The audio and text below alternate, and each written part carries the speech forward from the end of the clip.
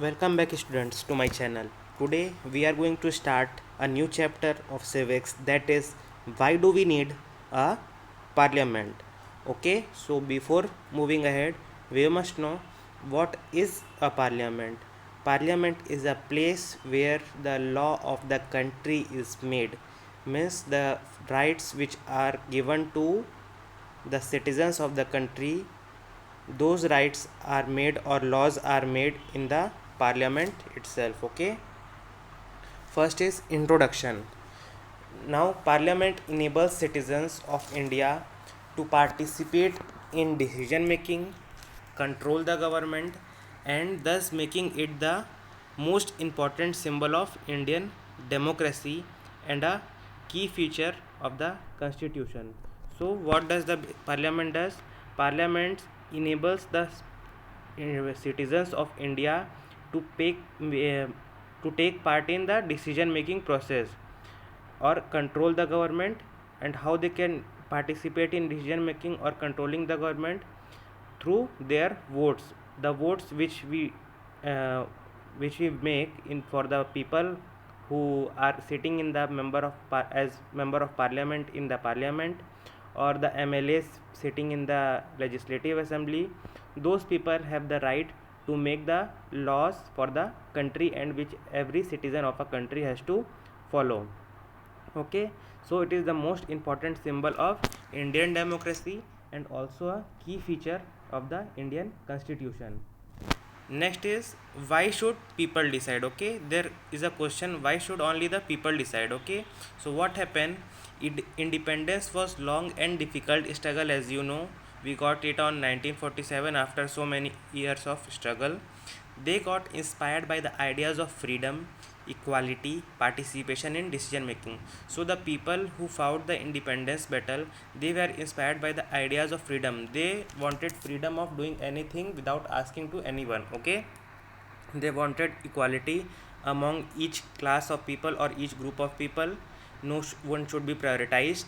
And third thing is participation in decision making, means whatever the laws or whatever the things which they have to follow, they wanted the participation in their decisions. Okay, so under the colonial rule, the people did not criticize British government. Okay, but the freedom movement changed this situation. The nationalists began to oppose the British government and started making some demands.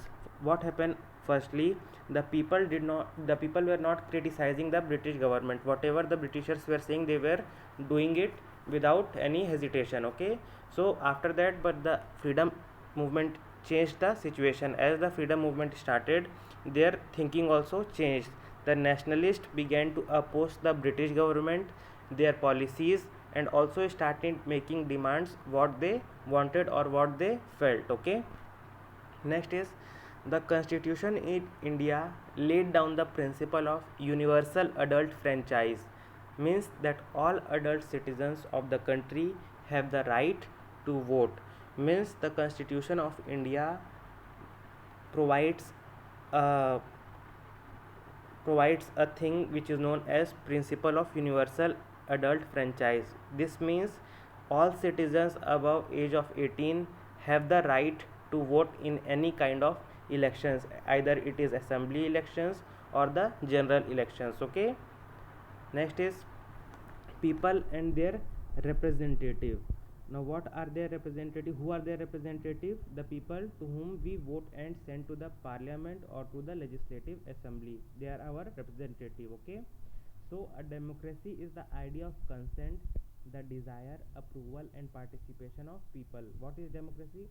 It is the idea of consent, means the people are having their consent in their representative, means what they want, how they approve these things, and their participation of people, means these are the terms which are considered as democracy. Okay, the desire of the people, approval in any policies, and participation of their representative or the people itself are termed as democracy.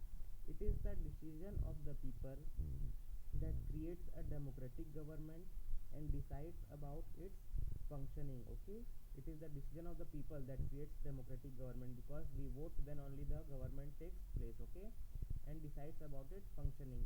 The basic idea in democracy is that the individual or the citizen is the most important person, that in the principle the government as well as the other public institutions need to have to the trust of these citizens. Means the basic idea of democracy is that the individuals or the citizen are the most important part. Okay, no, no prime minister, no minister or no MLA is the important person, but the most important person is the citizens, their approval or their desire, what they want.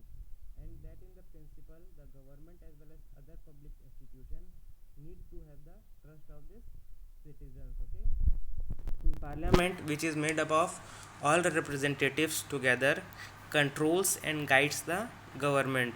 Means the parliament, which is made up of representatives, either it is of opposition parties or the party which is in the power. Okay, they control and guide the government.